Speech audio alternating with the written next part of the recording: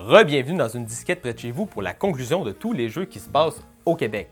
Je vous rappelle que c'est Maxime, le passionné et le spécialiste de tout ce qui touche aux médias mystérieux et disparus. On va continuer notre présentation de jeux qui se passent au Québec avec des jeux un peu moins connus avec le Québec dedans.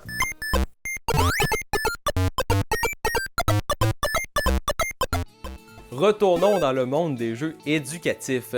Dans le tout premier Carmen Sandiego, on peut aller la rechercher à Montréal. Où spécifiquement à Montréal? Il y a une petite statue pixelisée sur l'image. C'est la statue du monument de Jacques Cartier à la place Saint-Henri à Montréal. Puis, dans Carmen Sandiego Deluxe, on est devant la chapelle de Notre-Dame du Bon Secours avec un petit peu plus de couleurs et un petit peu plus de pixels que dans le premier Carmen Sandiego. C'est ça le Deluxe dans ce temps-là. On rajoutait des pixels. Puis finalement, dans Carmen Sandiego, les trésors du savoir, on peut visiter pas Montréal, mais la ville de Québec. On peut passer justement où les remparts, aller chercher Carmen Sandiego, puis passer un petit appel téléphonique. Cabine téléphonique, vous vous souvenez? On est vieux ici! Un peu plus violent cette fois. Le jeu s'appelle Squad, puis il y a un DLC des Forces armées canadiennes, puis dans le DLC, il y a une map qui se passe à la Manic 5. Fait que le barrage, wow, est là, puis on peut aller y jouer, aller se promener. Puis je suis pas obligé là, de tirer sur du monde. Tu peux télécharger le jeu, puis juste aller te promener à la Manic 5 dans un jeu vidéo. Kona puis Kona 2, c'est des jeux qui se passent dans le nord du Québec. C'est un peu genre des walking simulators, si on veut. Il faut résoudre des énigmes dans le Grand Nord des années 70. C'est magnifique. Ça se passe à peu près à 100 km au nord de Chibougamau. Puis ça, on va voir sur la map. Dans ce coin-là, il y a un lac justement qui s'appelle... Je le prononcerai pas, voyez-vous, mais là à l'écran, ça se passe à peu près là, Kona puis Kona 2. Dans Rock Band 2 puis dans Rock Band Unplugged, c'est possible d'aller jouer de la guitare de plastique à Montréal. Fait qu'on peut choisir la ville de Montréal sur la carte, puis là il y a un petit modèle 3D. Dans Rock Band 2, il y a des néons sur la carte, puis dans Unplugged, il n'y a plus de néons. Quand on fait le show à l'intérieur, oui, ça se passe à Montréal, on pourrait pas dire c'est quel bord de Montréal. Mais Rock Band, il y a deux jeux qui se passent à Montréal. Dans ma famille, on aime ça la lutte, nous autres. Fait qu'on a joué beaucoup à des jeux de lutte, puis je sais qu'il y a des spectacles de lutte qui se sont passés à Montréal. Fait que là, j'étais sur Wikipédia, j'ai trouvé toutes les pay-per-view, fait que les gros shows mensuels qui se sont passés à Montréal. Puis après ça, j'ai réussi à trouver un site. Ce site-là, ça s'appelle The SmackDown Hotel. Puis j'ai trouver tous les jeux qui avaient des pay-per-view qui se passaient à Montréal pour réussir à trouver des jeux de lutte qui se passe à Montréal. Fait qu'il y a Raw 2 puis SmackDown Here Comes the Pain avec l'Arena de No Way Out 2003 qui se passait justement à Montréal. Il y a aussi le jeu Legends of Wrestling 2 où est-ce que tu joues des vieux lutteurs. C'est bizarre.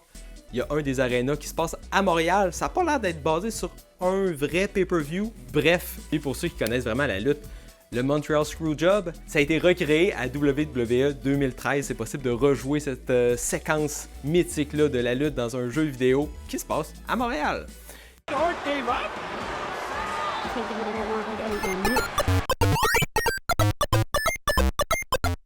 Bon, j'achève avec le sport, je vous le promets. J'ai trouvé deux jeux de la Ligue canadienne de football avec les Alouettes dedans. Le premier, c'est CFL Football Frenzy, un jeu mobile de la Ligue canadienne de football. Puis le deuxième, c'est CFL Football 1999, le seul vrai jeu de football fait sur la Ligue canadienne de football, puis il n'existe plus à nulle part. Le gars qui l'a inventé, il me répond pas sur Twitter, puis il n'y en a aucune copie sur Internet. Fait que si vous avez le CD de ce jeu-là, dites-moi le don, on va l'archiver, puis on va pouvoir le mettre en ligne, puis on va pouvoir rejouer au seul jeu de la Ligue canadienne de football qui se passe, entre autres, à Montréal. Mais par contre, ceux qui ont fait ce jeu-là, ils ont continué à faire des jeux avec les règles du football canadien. C'est la série des Maximum Football. Il y en a 5 jeux dans la série. Puis il y a genre les équipes de la CFL dedans, mais pas les vrais. Fait que tu peux jouer genre à Montréal avec les Pigeons de Montréal ou une affaire de même. C'est bootleg un peu, mais ça compte. Là, on est rendu au soccer. Je m'y connais pas beaucoup en soccer, en football, mais si j'ai bien compris, depuis 2013, dans les jeux FIFA, on peut jouer avec le CF Montréal dans ces jeux-là. Si on peut jouer avec le CF Montréal, on peut jouer au stade du CF Montréal. Ça a l'air d'être un stade générique pour toutes les équipes de cette ligue-là. Moi, ça compte dans mon livre à moi. On peut rajouter une bonne dizaine de jeux de soccer. Là, il en reste plus beaucoup des sports. J'ai trouvé 2 autres jeux avec des sports qui se passent au Québec. Le Red Bull Crash Test Oui, il y a un jeu du Red Bull Crash Test qui existe sur Kinect. Fait que là, faut que tu fasses ça de même pour patiner en malade. Puis oui, la fameuse course de Québec est dans le jeu du Red Bull Crash Test. Puis là, tu peux faire du Red Bull Crash Test de même devant ton écran en face du Château Frontenac. C'est magnifique. Puis là, le jeu du Red Bull Crash Test, il commence à peu près à la même place si on compare avec la vue avec le Château Frontenac en arrière. Ça fait pas full de sens parce que d'habitude, le Red Bull Crash Test, ça part où la côte d'Abraham. En tout cas, pour le jeu vidéo, c'est à peu près là que ça part avec le château en background. Il y a exactement un jeu de tennis que j'ai trouvé avec une séquence qui se passe au Québec. C'est le jeu WTA Tour Tennis. Puis un des terrains où est-ce que tu peux jouer, c'est le court au Mont-Royal. Mais là, avant de passer à la conclusion, faisons un petit tour vers les jeux indépendants. Y en a-tu pas mal des jeux indépendants qui se passent au Québec? Ben, il y en a quand même, là. Il y en a pas, mais il y en a pas une terre non plus. J'en ai trouvé à peu près entre 20 et 30, mais j'aimerais en highlighter quelques-uns que je trouve particulièrement intéressants. Le premier, c'est le plus what the ça s'appelle Superstar Hero, et que c'est random. Ça se passe dans le Québec du futur. Exactement, ça se passe en 9108 pendant que Québec fête son 7500e. C'est un jeu gratuit, fait en RPG Maker. On met les attentes où est-ce qu'ils doivent être. Mais j'ai trouvé ça tellement drôle, ça n'a pas de bon sens. Faut que tu traverses de Lévis à Québec avec un genre de lien qui est tombé, puis là tu joues à un alien qui est le héros qui se bat contre des robots en 9108. Il y a des couleurs qui flashent partout.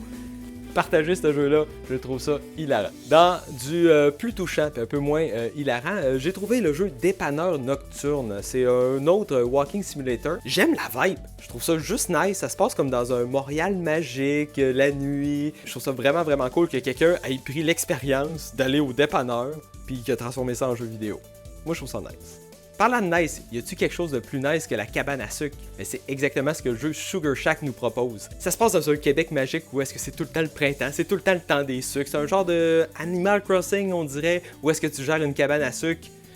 Wow! Encore une fois, tu prends quelque chose de tellement simple, de tellement 100% québécois, puis tu transposes ça dans un jeu vidéo. Je trouve ça génial, c'est vraiment, vraiment cool. Je trouve ça nice qu'il y ait des devs indépendants au Québec qui produisent ces expériences-là purement québécoises en jeu vidéo. Puis finalement, le dernier jeu que je vais vous parler aujourd'hui, il s'appelle Tchakapesh. Je suis pas certain de la prononciation, là. C'est un mot Innu, parce que tu joues justement dans le nord du Québec, un super-héros Innu dans un platformer 2D. La seule affaire qui est triste, c'est que le jeu, c'était un jeu en ligne qui existait de 2018 à 2022, je pense, quelque chose de même. Le jeu est plus disponible malheureusement, fait que si jamais c'est vous qui avez fait Tchakapesh, puis que ça vous tente de le remettre en ligne à quelque part, moi j'aimerais bien ça l'essayer parce que je trouve que ça a l'air vraiment intéressant. Prendre le Québec qu'on connaît aujourd'hui puis de le mettre dans un jeu vidéo, c'est vraiment nice, mais rendre hommage aux communautés autochtones, en faire un super-héros Innu, puis faire un jeu qui se passe au Québec, justement avec les Premières Nations, ça je trouve ça vraiment, vraiment cool. Bon, je pense que ça fait un tour, un portrait global de la situation du Québec dans les jeux vidéo. Tu sais, si on enlève les jeux de sport, ça reste que c'est pas hyper commun de voir le Québec dans les jeux vidéo. Mais tu sais, quand tu commences à compter les jeux de sport, les jeux indépendants, les jeux AAA qui sont faits à Montréal avec des petits easter eggs de Montréal, ça commence à en faire un sacré paquet. Puis je trouve ça tellement beau et tellement magnifique de voir le monde représenter notre belle province dans des jeux vidéo. Évidemment, j'ai pas tout présenté, là, ça aurait pris une bonne heure passer tous les jeux un par un. Mais si ça vous intéresse, j'en ai fait un graphique avec tous les jeux par ville qui va être disponible en dessous du vidéo. Puis si ça vous intéresse que je les passe tous un par un, dites-moi le donc, on pourra faire une suite aux vidéos où est-ce que je les passe un par un. Là. Il n'y aura plus de jeux de sport, je vous le promets, mais il y a encore un paquet de jeux là, que je pourrais parler encore pour un autre bon 10 minutes. Puis c'est l'heure de dévoiler le nombre final des jeux que j'ai trouvés. Puis on est largement au-dessus de 9 jeux. En tout et pour tout, j'ai compté 357 jeux. Puis le pire là-dedans, c'est que je suis sûr que j'en ai manqué des jeux. J'étais en train d'écrire le script 2 minutes avant d'aller filmer. J'étais revalidé des affaires sur les jeux de lutte. Puis j'ai trouvé 2 autres jeux avec Montréal dedans. Fait que c'est sûr qu'il y a d'autres jeux que j'ai pas vus puis que je connais pas qui se passent au Québec. Fait que si vous en connaissez puis qui sont pas dans la liste que j'ai mis en dessous du vidéo, dites-moi le don, je vais la rajouter à ma liste puis on va faire la liste méga complète et puis on va updater le total puis tout.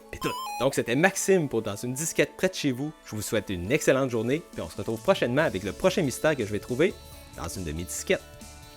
À bientôt!